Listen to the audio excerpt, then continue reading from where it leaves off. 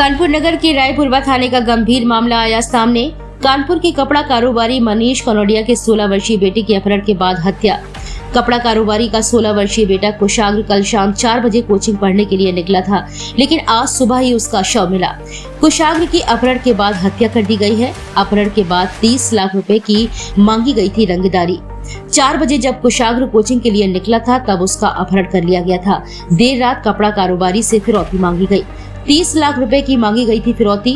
Tuition पढ़ने वाली शिक्षिका ने ही कराया था अपने साथियों के साथ मिलकर अपहरण। उसके बाद कर दी हत्या। छात्र द्वारा अपनी ट्यूशन टीचर को पहचाने जाने के डर से शायद की गई हत्या। थाना रायपुरवा क्षेत्र के आचार नगर निवासी कपड़ा कारोबारी मनीष कनोडिया के 16 वर्षीय बेटे कुशाग्र की अपहरण के बाद हत्या। ट्यूशन पढ़ाने वाली शिक्षिका समेत 2 युवकों को पुलिस ने किया गिरफ्तार। उन्हीं की निशानदेही पर कपड़ा कारोबारी के बेटे का शव बरामद। पकड़े गए आरोपियों की निशानदेही पर आज सुबह फजलगंज थाना क्षेत्र में 16 वर्षीय कुशाग्र का शव पुलिस द्वारा किया गया बरामद, जिसमें आर नगर के विधायक अमिताभ वाजपेयी जी और सभी आला अधिकारी भी मौजूद रहे। देखिए हिंद नाउ टाइम्स मीडिया पर विकास सोनी की खास रिपोर्ट। विदारक घटना है और हमें नहीं याद आ रहा कि लंबे समय में कोई ऐसी दुखद घटना हुई। नाबालिग बच्चा अपहरण के बाद हत्या, ये अब सुनने को नहीं मिलता। उत्तर प्रदेश सरकार ये दावे करती है कि उत्तर प्रदेश में अपराधी जेल में हैं या दुनिया छोड़ गए हैं या प्रदेश छोड़ गए हैं, लेकिन कहाँ से नए अपराधी बन गए। और इस तरह जो घटना हुई है उसके बाद घटना का अनावरण जो हुआ है वो कहीं ना कहीं हम तो कहेंगे चौकीदार था जो उनका समझदारी से हो गया, वरना पुलिस के भरोसे का घटना का अनावरण भी नहीं होता और उसका डायरेक्शन कहीं और चला जाता। इस समय ये हाल है कि कानपुर में कमिश्नरेट है 15-16 IPS कानपुर में, और कमिश्नर साहब जाने कल से घटना हुई है। पूरे शहर के लोग दुखी हैं, दलित हैं, और कानपुर के कमिश्नर साहब जैसा मैंने पूछा परिवार वालों से मिलने नहीं आए, किसी घटना स्थल पर नहीं गए, और कोई भी घटना के जो इंस्पेक्शन उनको करना चाहिए वो उन्होंने नहीं किया। तो सामने क्या कर रही है कमिश्नरेट, इस तरह की घटना दुर्भाग्यपूर्ण है। ऐसा कार्रवाई हो कि सख्ती का संदेश जाए और अपराधियों की इस तरह का अपराध करने की हिम्मत ना पड़े, ये घटना का संदेश जाना चाहिए। कानपुर के कमिश्नर ज्वाइंट कमिश्नर को घोषणा नहीं, अच्छी बात है, ज्वाइंट कमिश्नर काम करें, DCP काम करें, ये तो बढ़िया बात है। पर क्या कमिश्नर की जिम्मेदारी नहीं, इतनी बड़ी घटना में आकर के कोई मौके को मुआयना कर लें या परिवारजन से बात कर लें या कोई मैंने बात तो नहीं तो कुछ नहीं। पता नहीं रात में क्यों नहीं आए होंगे, रात में नहीं आने के अनेक कारण हो सकते हैं, पर दिन में भी नहीं आए। अब तक शाम के 3:15 बज गए हैं, अभी तक नहीं आए, तो हमें लगता है कहीं ना कहीं ये जो ज़्यादा जोगी मठ उजाड़ जैसी स्थिति कानपुर कमिश्नरेट की है। पूरे कमिश्नरेट का जो जोर है वो चौराहे बंद करने पर और ट्रैफिक की वसूली पर है, दुकानें उजाड़ने पर है, ठेले वालों को भगाने पर है। ये जो असल कानून व्यवस्था की स्थितियाँ है उस पर इनका ध्यान देंगे। कि 4 घंटे के अंदर पूरी घटना को अंजाम दिया गया है। पुलिस जो है मीडिया को भी सुबह तो गुमराह करती रही, पुलिस को गुमराह है। वही हमने एक शब्द इस्तेमाल किया, ज़्यादा जोगी मत हो जाए। मालिक कौन है, इससे पूछोगे? मालिक हिदायत है। एक फिल्म का डायलॉग था, इसमें घटना हो रही थी और कमिश्नर बैठे थे, उसमें कमिश्नर ने कहा, हालांकि अपराधी था, उसने कहा कि कमिश्नर साहब देखिए ऐसा हो रहा है, तो इस तरह का कमिश्नर ही कहा, कमिश्नर सो रहा है, कमिश्नर सो रहा है, तो फिर अब किसी को कोई कल एक दुखद घटना रायपुरवा में रिपोर्ट हुई थी, जिसमें एक 17 वर्षीय बच्चे के अपहरण किए जाने की सूचना परिजनों ने दी और बताया कि एक पत्र उनके यहाँ एक व्यक्ति स्कूटी से आया था और मुंह पे कपड़े बांधे हुए था, वो एक पत्र देकर गया है। हम लोगों ने तुरंत घटना का इन्वेस्टिगेशन स्टार्ट किया और हमारी पूरी टीम, हम सभी सीनियर ऑफिसर घटना स्थल पर थे। हम लोगों ने एक एक चीज़ों को पूरी रात एग्जामिन किया। घटना बहुत दुखद है और संबंधों के भीतर यह घटना जो है हुई अब तक की विवेचना में साफ हो रही है।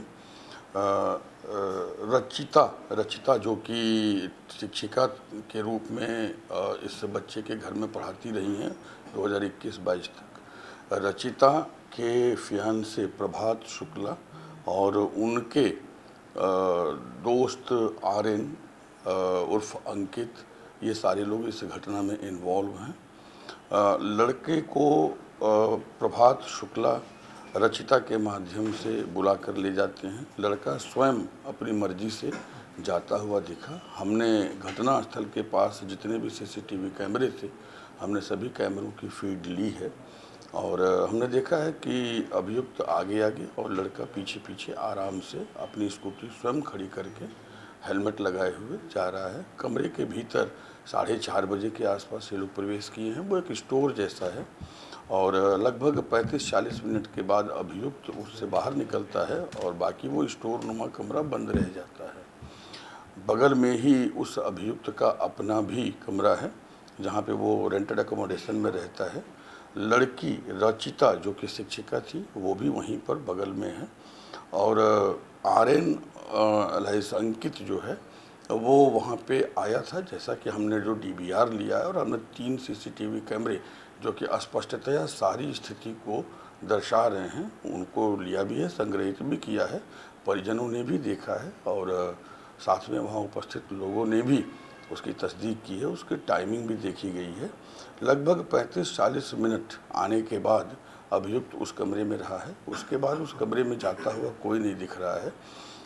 ऐसा प्रतीत हो रहा है CCTV फुटेजेज से और प्रथम दृष्टया जो फॉरेंसिक टीम का परीक्षण दल वहाँ गया था उससे कि लगभग 4:30 बजे से लेकर के 5:15 के बीच में यह घटना कारित की गई है।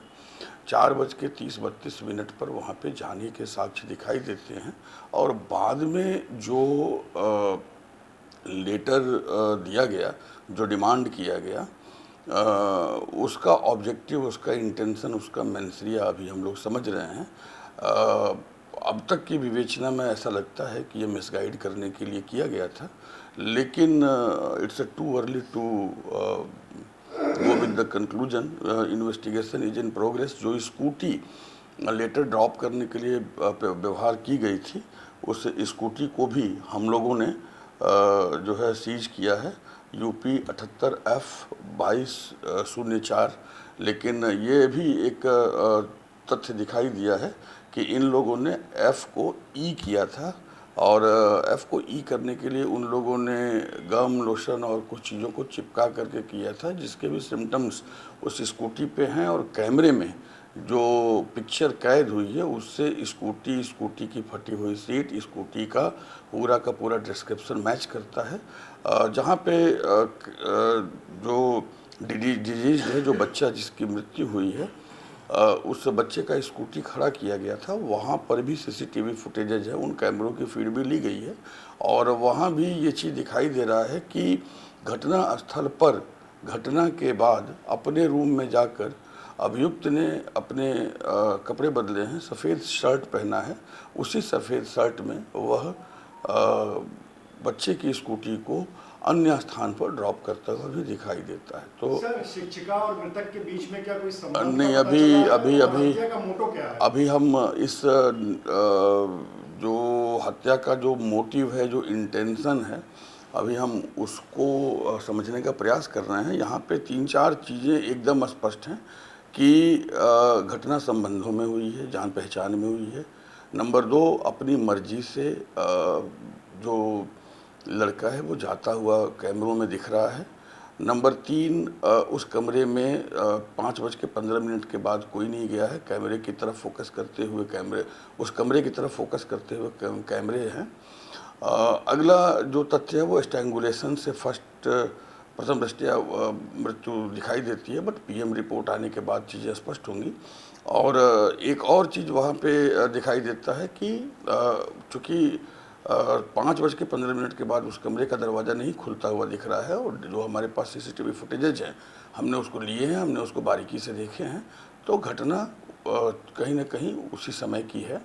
मोटिव, इंटेंशन और मेंसरिया वाले पक्ष पर अभी विवेचना हम कर रहे हैं और हम ये समझने का प्रयास कर रहे हैं कि आखिर में ऐसी क्या वजह थी कि ला करके तत्काल यह घटना कारित की गई और इस घटना को कारित किए जाने के बाद जो लेटर ड्रॉप किया गया उसके पीछे के इंटेंशन और मेंसरिया क्या हैं, जिससे बाकी चीज़ों को हम कनेक्ट कर सकें और इनको हम सही तरीके से न्यायालय के समक्ष सजा के लिए ले जा सकें। घटना से संबंधित सभी आरोपियों को गिरफ्तार कर लिया गया? घटना से संबंधित सभी आरोपियों को गिरफ्तार कर लिया गया है। अब तक जो हमें विवेचना में दिख रहे हैं, लड़की रचिता शिक्षिका जो है वो गिरफ्तार है। जो मुख्य अभियुक्त प्रभात शुक्ला हैं वो भी गिरफ्तार हैं। उनके सहयोगी भी हमारे पास हैं और घटनास्थल को हमने सीज किया है, स्कूटी को हमने बरामद किया है। लेटर हमारे पास है। प्रथम दृष्टया ऐसा दिखाई देता है कि यह हैंड राइटिंग भी प्रभात शुक्ला की है और हैंड राइटिंग की तस्दीक रचिता ने देखने के बाद ये अपने एग्जामिनेशन में बताया है। But this again need to be examined by the forensic. Allah अकबर लिखा गया है, वो किस सोच से लिखा? अगर आप लेटर को देखेंगे